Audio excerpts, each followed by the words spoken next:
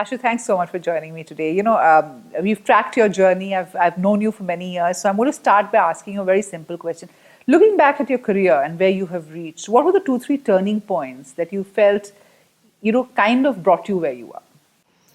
So when I look back, I think my first turning point was class 6, where suddenly from being fairly happy-go-lucky, take it as it comes kind of a girl, to somebody who's very sharply focused around performance, around grades.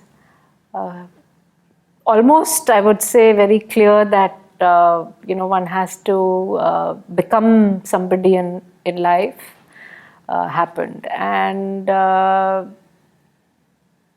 those kind of wake-up calls are a must. And this particular wake-up call was a very simple one, where my teacher simply said that, and she told me this in front of the whole class, that she felt I could do much better and that I was somewhere wasting my time. I mean, to be told that in front of class, I think for me was a big deal, and I decided that this was it and I was going to become somebody relevant and meaningful. And I still, I'm in touch with that teacher and I'm so grateful to her.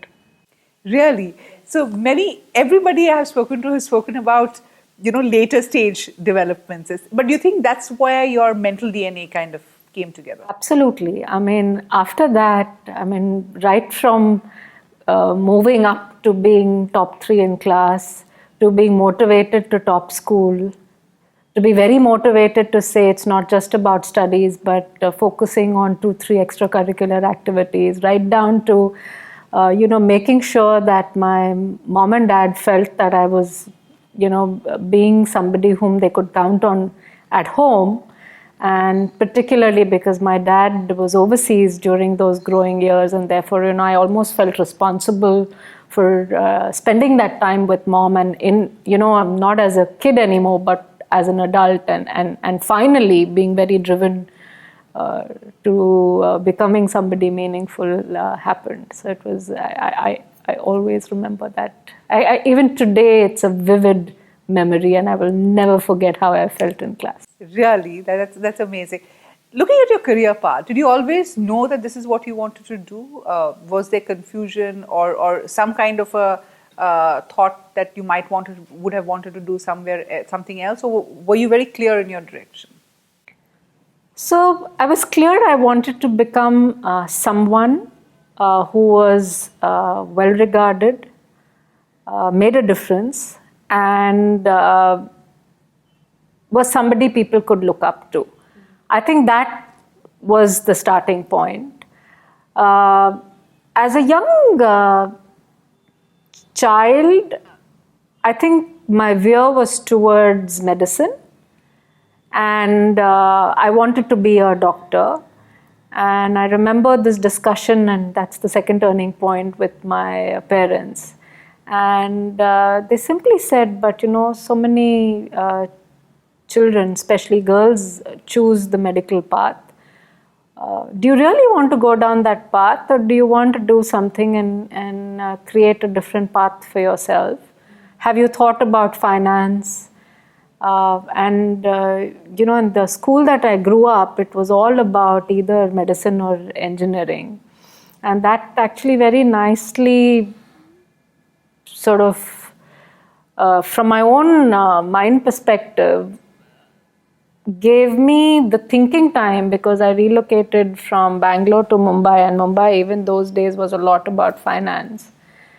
And I said, okay, I'd never thought about it. And I started thinking about it. And as I thought about it and began to think about my college curriculum and made the choice to actually take up finance, I can say this, the first year was tentative, where almost one day I'd say this is good and one day I'd say no, but I'm more of a science person. But as I started getting involved in understanding what was happening and understanding what went behind economics or commerce or participated in some of the discussions, or began to almost think about the paper a little more seriously rather than looking at all the interesting bits on sports and Bollywood and things like that, that I felt, well, there's not too much happening as far as women go in finance. I mean, those days, even the class had very few girls or women. To saying that I can maybe charter a completely different path for myself. And I actually ended up enrolling for CA. And I did that because unlike science, commerce or finance left you with more time, and I wasn't used to that. And it worked out well because I completed CA and my graduation in record time. I completed both by the time I had graduated, and I was still very young. And I had gotten a lot of opportunity to work with a number of companies through audits. So I felt far more armed. And that whole driver of saying that you must make a difference, I remember a partner in one of the firms told me that, why is it that at every time you feel you need to kind of give us some input? Little did he know I was coming at it from a different direction. But, for me, it was all about saying, okay, you do it this way. Can you think about it like this? That's interesting. So you've packed in a lot, obviously, when you were graduating. What about your career choices? What were the turning points over there? Because you've had a very interesting trajectory. Two very critical things. One, it was all about how meaningful is what I'm doing. It's a very important measure. And second, am I really adding value, making a difference? I mean, those days making a difference, somewhere along the lines, it was, adding value. So whether it was choice of my first job, which was Citibank, and I know that was a difficult choice because I was choosing with one of the more global accounting firms was the Citibank, and being a chartered accountant, I'd already done a lot in audit and tax, and I said, okay, I know that. Let me check this out.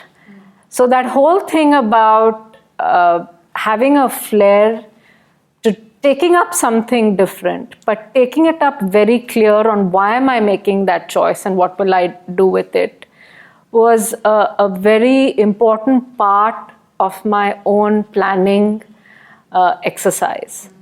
So I would take the risk, but I would take it on the back of saying that I want to take the risk because.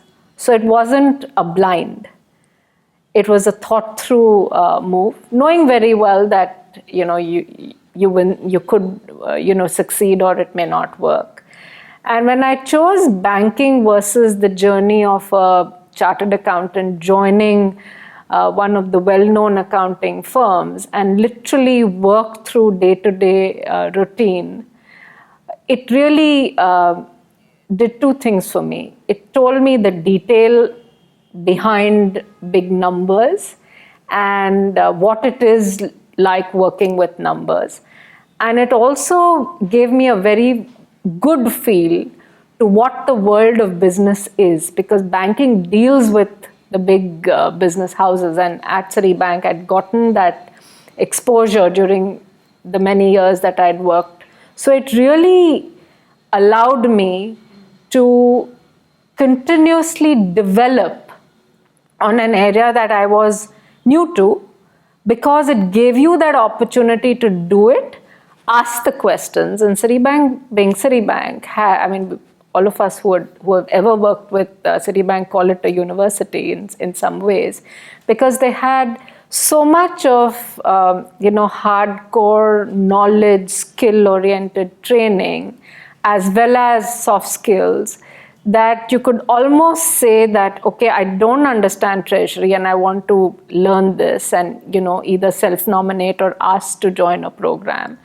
Learn it well and learn it from well-known internal and external experts, and actually have the opportunity to deploy that learning and get very live feedback on whether you're good or not. And the beauty in all of this is it kept pushing me into newer and newer areas. and at some point, almost allowed me to get a all-rounded understanding of banking, and actually got me some senior roles where I had the opportunity to really pick up on the leadership aspect. And I absolutely believe this. I don't think I would have got the shot at leadership had I not either invested myself or had the organization not invested in me in that whole continuous learning process, which I think is very important for young professionals. I have two questions on that. One is that, A, how do you think that our own education system, which is kind of static in time, so I think a lot of what you would have done is also being done now. How is that, does that equip youngsters adequately? What is the plus that they need? You're talking about how you read the newspapers, how you became worldly aware of what finance and the world of finance meant. What would your message to youngsters be around that? My message to youngsters would be that take your curriculum seriously. But as you're going through your curriculum while you're studying, make sure you read up beyond your curriculum to really try and understand whether when you encounter the word, let's say simple things like demand and supply, what's happening in the real world. Because otherwise, the way our curriculum in India today is that you do school, college really with the objective of giving the exams and getting your grades and going to the next class or get a better school or college. It's not with the objective of understanding. And because of that, what we are increasingly finding, and I encountered this in my previous jobs and even now, that even with the people who come with their masters, they're nowhere close to being job ready, even on basics. Because the objective of studying has been just passing the exam rather than applying it. So the first need is to get into a more application orientation as far as the way the current curriculum has been delivered. And second, it's actually very important for companies and corporates to somewhere partner with educational institutions through a series of guest lectures and sort of interactive platforms. And I find a lot of work happens in trade fairs, but more than trade fairs, it should be more knowledge sharing sessions where you can bring alive situations for students of any school, college, talking about, let's say, the top 3 issues either facing the business or the industry or even the nation, because that's when their curriculum and what's happening, gets a good match.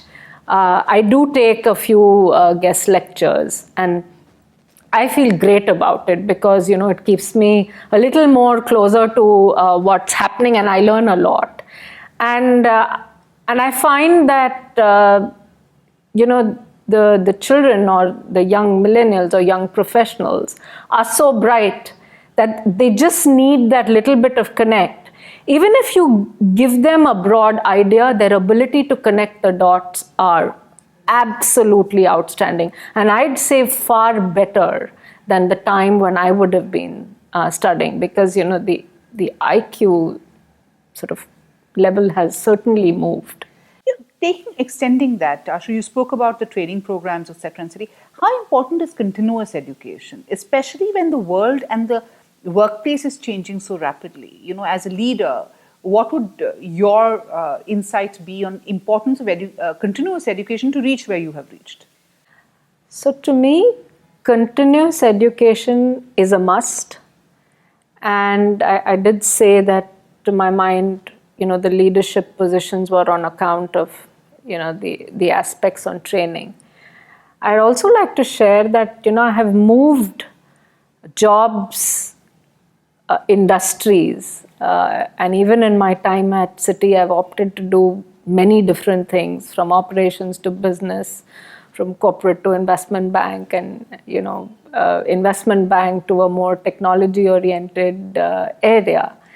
And I have personally enrolled for courses to be able to equip myself to be able to relate to the job. And that was even after like a decade of work experience behind me, especially when, I wanted to understand technology more. And for me, it was not that the organization was asking me to do it, or it wasn't a case if I'd asked them that they wouldn't have done the orientation. But I felt that on a different area, which I had no exposure to, and that the world had moved ahead, for me to be able to relate to it and to get maximum out of it, in a very selfish way actually, I needed to do it. And it's very important, therefore, to have that sort of burning desire to start with, but burning desire standalone, without taking the initiative to translating that into an outcome, is also of no consequence. And to me, what bridges the gap between that burning desire and the outcome is the initiative of continuous learning. And I have often said this, that each one of us need to be personally invested in ourselves if we want to excel. And continuous education is that one big investment, and it's really an investment, and anybody who looks at it as an expenditure is totally sort of unaware. We're talking about online education with UpGrad. What is your thought on how digital can bridge gaps, and what are the gaps that a program like UpGrad can fulfill, especially in your area of work? So, the digital medium has made such a dramatic difference to the world at large.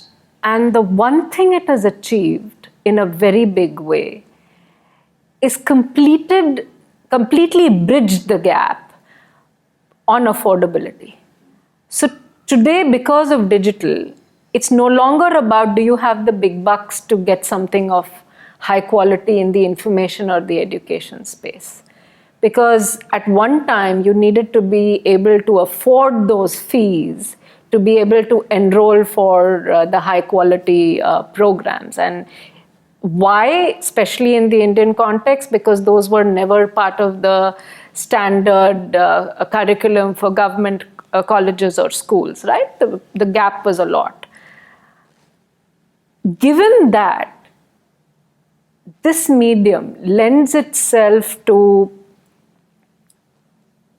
I would say, higher education, and that can be in very, very technical areas, be it math or science, or even, when it's about the softer aspects of communication or, literature, or let's say, in the world of media, if somebody wants to go through that and wants to understand what the world is about and how you learn about photography and how do you face the camera and that kind of stuff. Or if I look at, CRISIL and what we do, the fact that we're all about data, analytics, analysis, independent opinions, actionable insights, and finally, innovative, efficient solutions. So the common thread to all of this, one way or the other, is information and knowledge, the use of technology to, really mine through very large volumes of it, and then finally produce some result. The bit in this is, how do you use that data? Sure. Okay? And how do you interpret it? Now, how do you use the data is more around how do you deploy technology, and you can enroll for programs, and that's where a platform like UpGrad can provide programs to do that. Or when I look at analytics or analysis, to have courses on how do you analyze stuff and what do you look for. And it could range across sort of sectors or businesses, or even I would say just topics. And when I say just topics, I mean you could be looking at data analytics, which is very linked to statistical models, or you could just look at unstructured data and try and come up with insights based on patterns. I mean, there's a lot around social media listening today, and most of it is not being used alongside, I would say, score-based traditional analytics. But the way the world is moving, it will surely become a very core part of analysis. And I think if I just use this example, I can see a platform like this being able to equip young professionals who, join as analysts but want to get to the next stage to be able to, in addition to learning on the job, because at CRISIL we invest a lot on it, to really on their own make this investment and be personally invested in their own careers to be able to grow and do extremely well. The existing, business and any organizations become very complex. I'm sure the data analytics that you do at CRISIL has become extremely complex. It's changing and innovating constantly. Is it important for an UpGrad kind of a format to work closely with industry to formulate new programs? Because somehow one feels that a lot of the programs our educational institutions give, Ashu, are of the last generation. They're not really kept pace with a very dynamic market. I would say absolutely it is important. Think about it like this, okay? We have a very large pool of graduates coming out, and we have a very large pool of job needs. And then if you speak to any CEO or any C-suite professional, they will talk about talent being a challenge,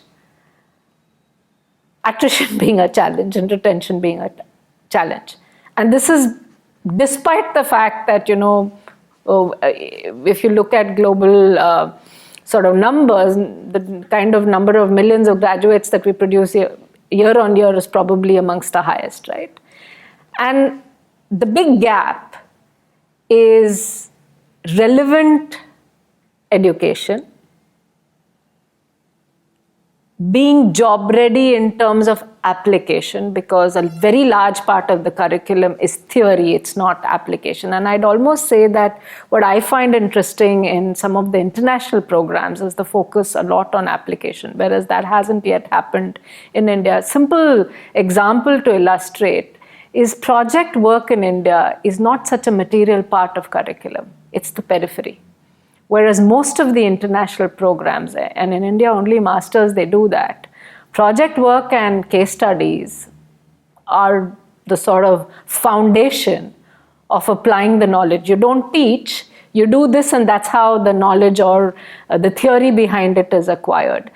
And if one has to make the workforce a lot more application oriented, which is what companies like us look for, then you need programs that actually create that content. And if that content is not relevant to the user industry, then again, somewhere the gap will remain. And while every organization invests in its pool of talent, I'd say that there is room for somebody to step in to play that role. And we see technology playing a disruptive role everywhere. And I think the education sector is a big one. And I make that point particularly in this context because, the traditional way of classroom teaching, while I don't think you can do away with it completely, the need to be able to deliver content in an interactive form at a time and place where the professional or the student is able to make use of it and to be able to make it a more global platform by getting in the best in the world. Only technology or the digital medium can do it. Sure. It's not really conceivable in the standard traditional format.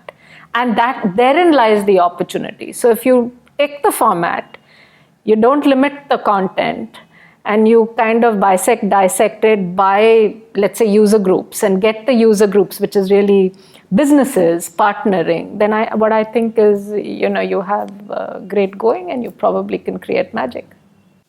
Ashu, along the way, you would have been thrown in different situations, but what are the 2, 3 learnings that you've had, leadership learnings or learnings which have helped you as a leader?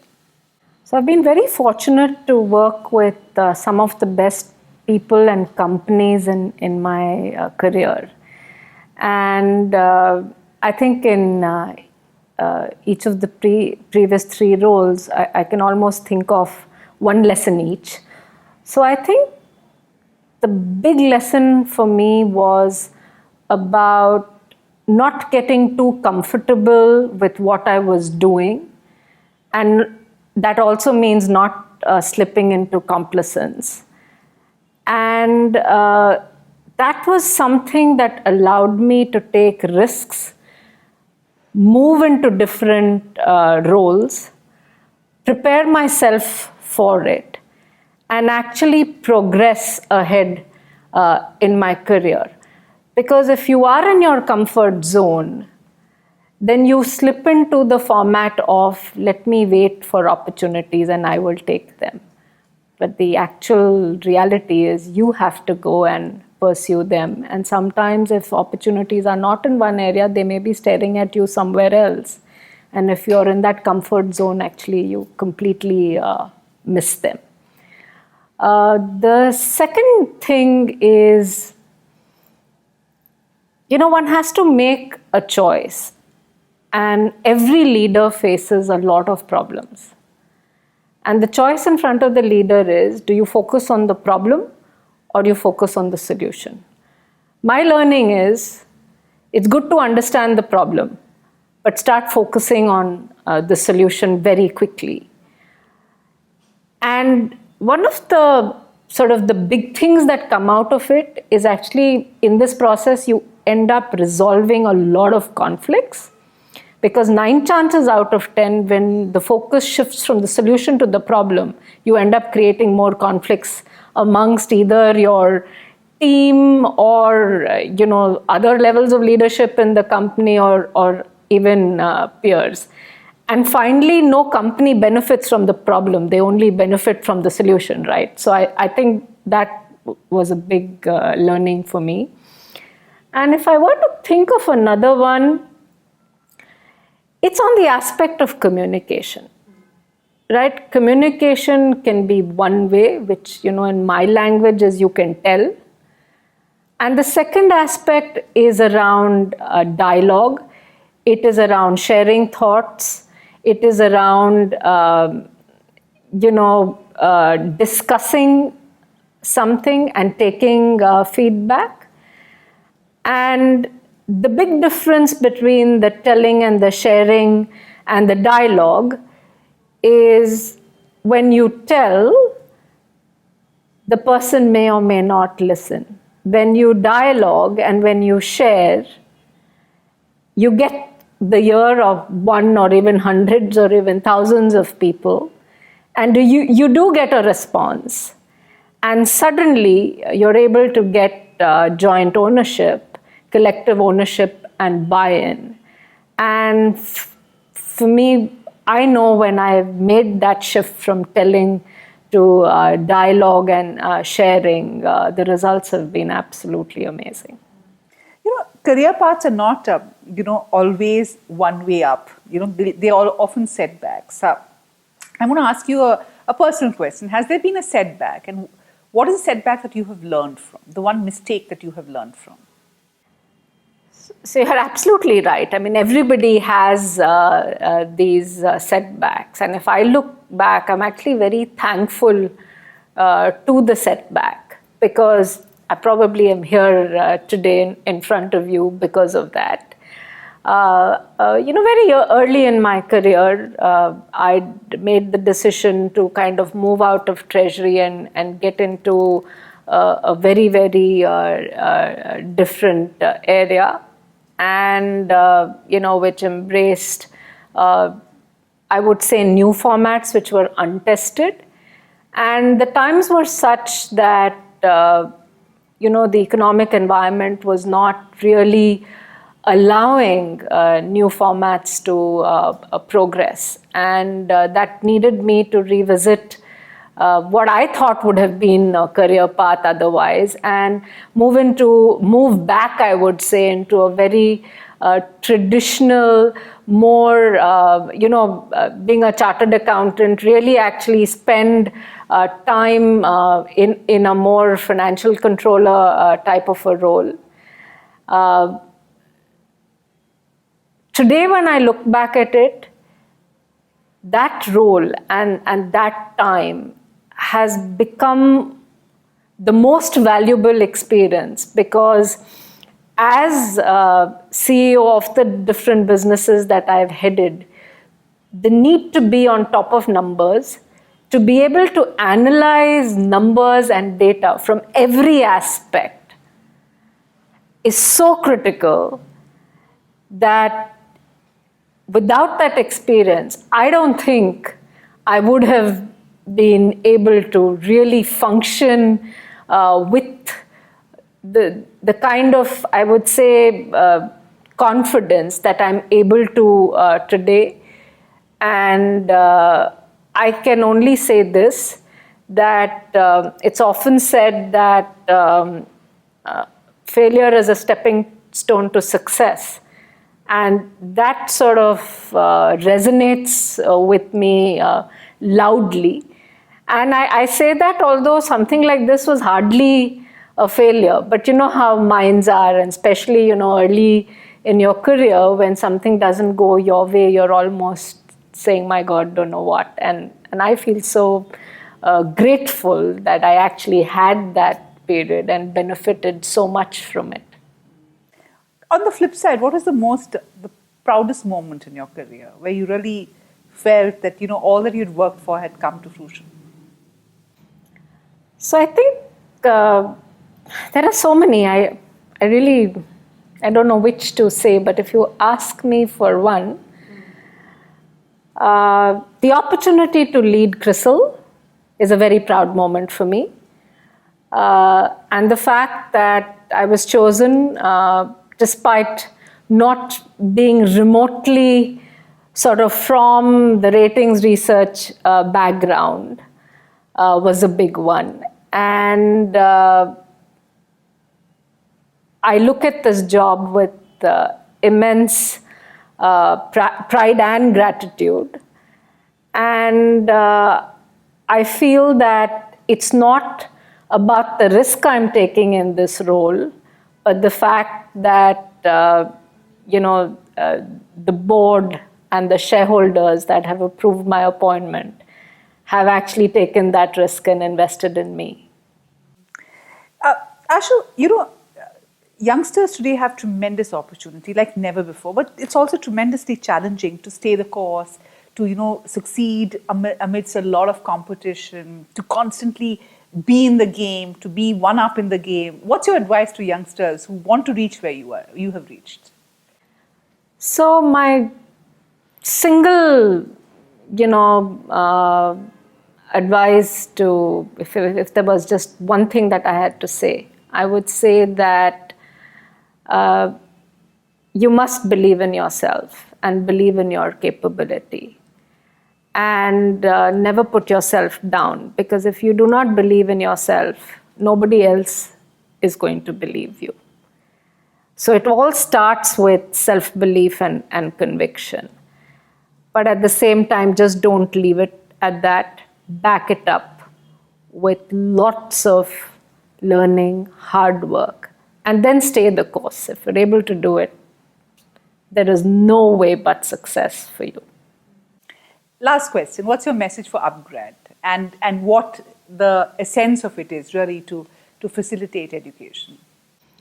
So my message to UpGrad is collaborate, and continuously innovate, because it's a digital platform. And in the world of digital, innovation literally lasts a day. And I say that innovation and collaboration can make such a powerful combination that it will almost become, hopefully, the point of call for businesses, and I hope not just in India, but in other parts of the world as well. Ashu, as someone who has a family, who has kids, and has reached this place, I know women in your place don't normally see yourself as women or any different from other CEOs who are men. But what are the challenges, and how do you work this issue of balance in your mind? So, firstly, balance is a mind game, and I'd say it's 90% what you make it out to be, and only 10% what the circumstances present. And if you take the 90-10 ratio and pitch, I'd say that the mind is smart enough to figure it out. You just have to stay with saying and making that judgment that on each given day, where should my priorities rest? There will be some days where you need that focus on home and attention and, work, career, everything for that day, that moment, that time will need to take a bit of backseat. And there will be some times when you have a pressing matter at work, or it may be a crucial time in your career where you will have to be able to really, I won't say give home a backseat, but make those adjustments at a personal level to move ahead. And in doing this, especially to women, I say this, there wasn't even a Superman, right? That's just totally a fictitious character. So where is the question of a superwoman or a super mom? All of us are just human beings. It's quite all right to ask for help. When you need that, call upon any support. Mother, mother-in-law, uncle, aunt, niece, nephew, neighbor, friend, just go for it. That's a good piece of practical advice. Last thing is, very often in India especially, we have a very, very monochromatic view of life. We look at everything in a single glance and, we are unidimensional in that context. How important is it to open your mind, especially when you are like in a city, you're in a global career, you're competing with many, many people from across the world. How important is it to open your mind to influences? I'd say it is, if not the number one, amongst the top two for success. Because academics learning plays a very important role. But if you do not develop any other interest, hobby, or any other way of either connecting with the broader ecosystem, you're unlikely to be able to relate to either the world of business or your colleagues or your peers. You will also not be able to communicate. Because communication is not 100% only about subject matter discussion.